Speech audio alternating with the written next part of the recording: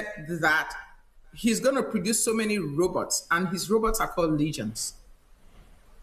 Legions, like when the Bible says legions. Yes, he's producing legions of robots.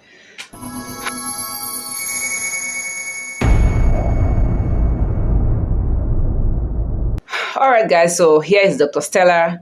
She's creating awareness already. A lot is currently going on in the world. If you're very conversant with the things that are currently happening, the 2030 agenda, the AI robots, which are going to be mass produced. And the very striking thing is the fact that she said Elon Musk robots, which are going to be mass produced, are going to be called legions.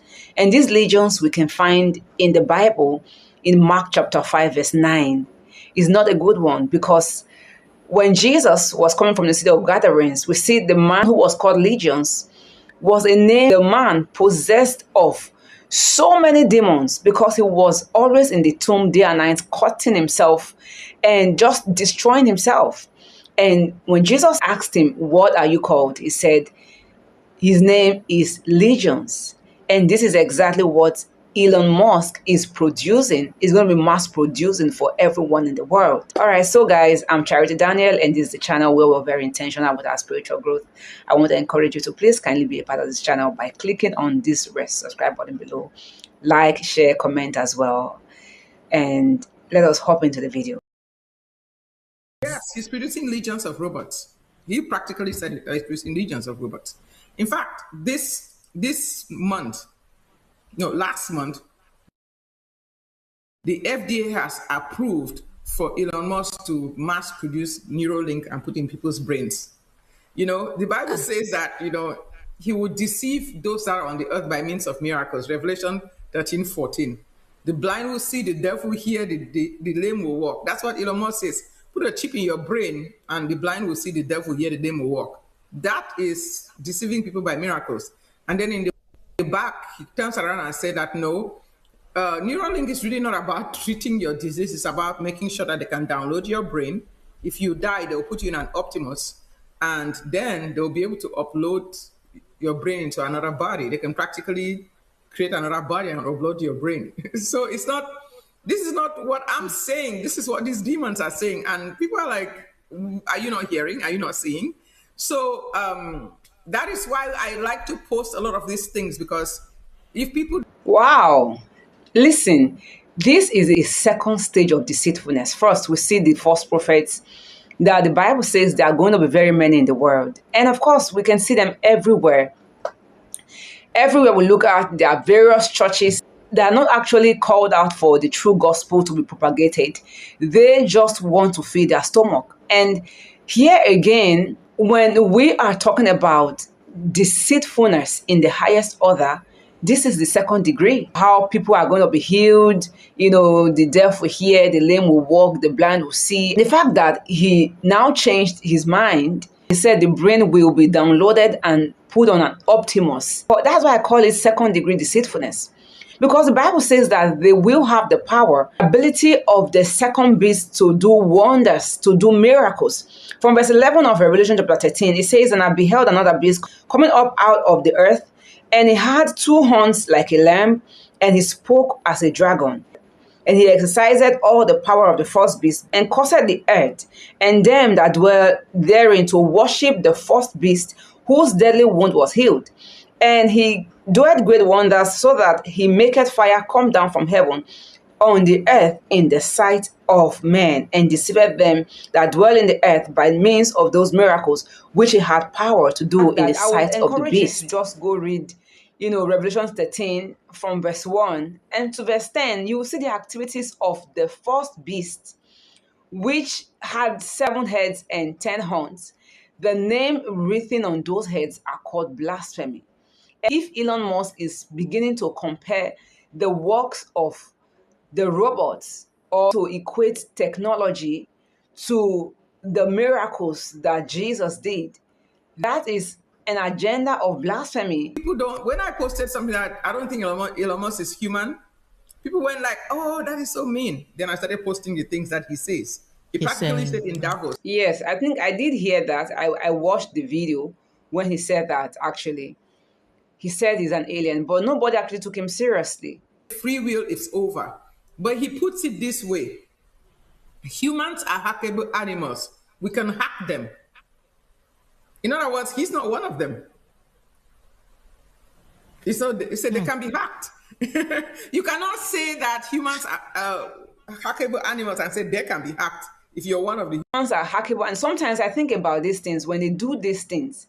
The things that you see them do, and I begin to think, sometimes I think to myself, are these people part of, we humans in the world, when they are, pushing the agenda of too much population of people in the world, they want to reduce the population, they're trying to infiltrate the food market with GMO foods and mRNA vaccines and all that. I think to myself, are these people really part of the humans? Are they part of us? I mean, because I can't imagine a normal person having these ideas that people are too much in the world, therefore you want to depopulate the world. This one is coming from Bill Gates, all right? So, Yeah, I mean, you they say have all we. kinds of stuff, I do believe that the Nephilims of today look like you and I. In the book of Genesis, the sons of God came and slept with the daughters of men, and they produced hybrids. And, now they are not producing hybrids by sons of God sleeping with daughters of men. They're just creating them in the lab with science and technology. Elon Musk sounds like he's not just some smart guy who is inventing cool technology. It almost sounds like there's something deeper to him. I believe he's the epitome of the second beast in the book of Like, very true, because in the time of Noah, we read in the Bible that the sons of God, were with the daughters of men, and they created hybrids. I mean, giants in the world as at the time, and the world was literally corrupted, and that was what prompted God, to destroy the whole world with flood. So we may not be expecting that there's going to be an interbreeding. They have hybrids in the lab. They are not true humans. Of course, it's going to be a corruption in the world. In the book of Revelation. The second beast in Revelation chapter 13 from verse 10 is verse 11. It says that he deceived those that dwell on the earth. That the second beast, the thing with him is that he looks like a lamb. That means he looks like a good guy, but he speaks like a dragon. And he deceives the people on the earth to worship the beast. And he makes fire to come down from heaven in the sight of all people. Think about his rockets and everything. Those things that the Bible talked about in Revelation chapter 13, the second beast, he looks like a lamb. In verse 11, it said, "And beheld another beast coming up out of the earth, and had two horns like a lamb, and spake as a dragon." The truth is, there is an agenda. None of the activities of the beast has anything good to offer. And the activities of the second beast are in concurrence with the activities of the first beast, all to glorify the dragon that gives them the power over these things. So the root agenda is blasphemy against God. And Revelation 13, 15, 16, it says, "And it hath power to give life unto the image of the beast, that the image of the beast should both speak and cause as many as would not worship the image of the beast should be killed. And he caused all, both small and great, rich and poor, free and bond, to receive a mark in their right hand or in their forehead." Think about his rockets and everything. The rocket. Yes, that sounds like fire coming from and then heaven. He deceives people with miracles, and he gives life to the image of the beast. What are all these robots? It's life being given to the image of the beast. They can talk, they can walk, they can create, they can do anything. And everybody looks at robots as, some awkward-looking machine. How about the ones that look like you and I? So there was a video I posted recently about a robot that was walking on the street. And the only thing that made people realize it was a robot was because the back of the head still had the machines. If that thing had a wick on the head, nobody would have realized it's a robot. And it was magnificent. It was actually created by some young dude. It wasn't like some... For a moment. For real. Because these are entities that do not know God.